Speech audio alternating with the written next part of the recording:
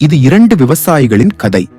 இரவும் பகலும் பார்க்காமல் தங்கள் குடும்பத்திற்காக அவர்கள் கடுமையாக உழைத்துக் கொண்டிருந்தனர். அவர்களின் விவசாய நிலங்கள் மிகவும் அருகில் இருந்தன. அவர்கள் காட்டிய அதீத உழைப்பை கண்ட கடவுள் ஒருவர் ஒரு நாள் அவர்களின் முன் தோன்றினார். அந்த கடவுள் அவர்களில் ஒருவரிடம் கேட்டார், உன் வாழ்க்கையில் இனிமேல் உனக்கு என்ன வேண்டும்? ஆனால் அந்த விருப்பத்தை இந்த ஜென்மத்தில் நான் வழங்க முடியாது. அடுத்த பிறவியில் அது கிடைக்கும். அப்போது முதல் விவசாயி கூறினார், தெய்வமே, நீ எனக்கு மிகவும் கஷ்டமான வாழ்க்கையை தந்திருக்கிறாய். நான் இரவு பகலின்றி உழைத்தேன். நான் சம்பாதித்த அனைத்து பணமும் எனக்கும் என் குடும்பத்திற்கும் உணவிற்காக மட்டுமே போனது.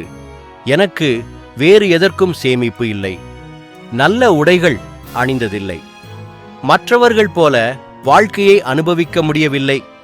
நான் எப்போதும் இந்த நிலத்தில் ஒரு மிருகத்தைப் போல உழைத்துக் கொண்டிருக்கிறேன்.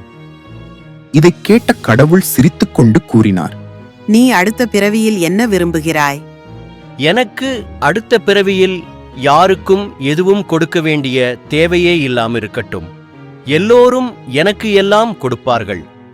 இதைக் கேட்ட கடவுள் சிரித்துக்கொண்டு கூறினார், சரி, அப்படியாகட்டும். அடுத்த பிறவியில் உனக்கு அந்த நற்பேறு கிடைக்கும். பின்னர் கடவுள் மற்றொரு விவசாயியிடம் கேட்கிறார், உனக்கு அடுத்த பிறவியில் என்ன வேண்டும்?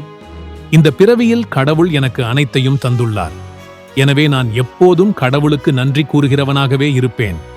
ஒரு நல்ல குடும்பம், உழைக்க ஒரு நிலம் எனக்கு கிடைத்தது. அதில் உழைத்து எனக்கும் என் குடும்பத்திற்கும் உணவளித்தேன். ஆனால் ஒரு வேதனை இருந்தது. சில நேரங்களில் பசித்தவர்களும் ஏழைகளும் என் வீட்டுக்கு வந்தார்கள். ஆனால் அவர்களுக்கு உணவு கொடுக்க எனது கையில் எதுவும் இருக்கவில்லை. அவர்களுக்கு கொடுக்க முடியாத வேதனையே எனக்கு அதிகமாக இருந்தது. நீ அடுத்த பிறவியில் என்ன விரும்புகிறாய்? என் வீட்டில் பசித்தவர்கள் வந்தால் அவர்களுக்கு உணவு கொடுக்கக்கூடிய வாய்ப்பு எனக்கு கிடைக்கட்டும். எல்லோருக்கும் உதவக்கூடிய சக்தி எனக்கு இருக்கட்டும். சரி, உனக்கும் அது போலவே அந்த நற்பேறு கிடைக்கும். இவ்வாறு கூறிவிட்டு கடவுள் மறைந்து விடுகிறார். ஆண்டுகள் கழித்து அந்த விவசாயிகள் இறந்து விடுகிறார்கள். அவர்கள் அதே கிராமத்தில் மீண்டும் பிறக்கிறார்கள். எனக்கு யாருக்கும் கொடுக்க வேண்டாமாகட்டும், எல்லோரும் எனக்கு கொடுப்பார்கள் என்று விரும்பிய விவசாயி அந்த கிராமத்தில் ஏழையான ஒரு பிடித்தாளி, பிச்சைக்காரன் ஆக பிறந்தார். அவர் விரும்பியது போலவே யாருக்கும் எதுவும் கொடுக்க வேண்டிய நிலை அவருக்கு இல்லை. எல்லோரும் அவருக்கே கொடுத்தார்கள். பசித்தவர்களுக்கு உணவு கொடுக்க வேண்டும் என்று விரும்பிய மற்றொரு விவசாயி அந்த ஊரில் மிகப்பெரிய பணக்காரனாக பிறந்தார். அவர் வீட்டிற்கு வந்த அனைவருக்கும் உதவினார், உணவு வழங்கினார், முடிந்த அளவு உதவி செய்து வந்தார். இந்த கதையில் இருந்து நாம் ஒரு பாடம் கற்றுக்கொள்ளலாம்.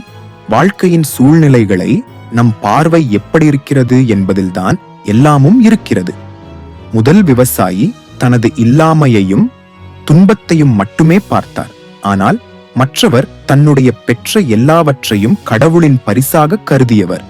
வாழ்க்கையில் என்ன பிரச்சனை வந்தாலும் அதை நேர்மறையாக எடுத்துக்கொண்டால் அந்த பிரச்சனையை எளிதாக சமாளித்து முன்னே செல்ல முடியும்.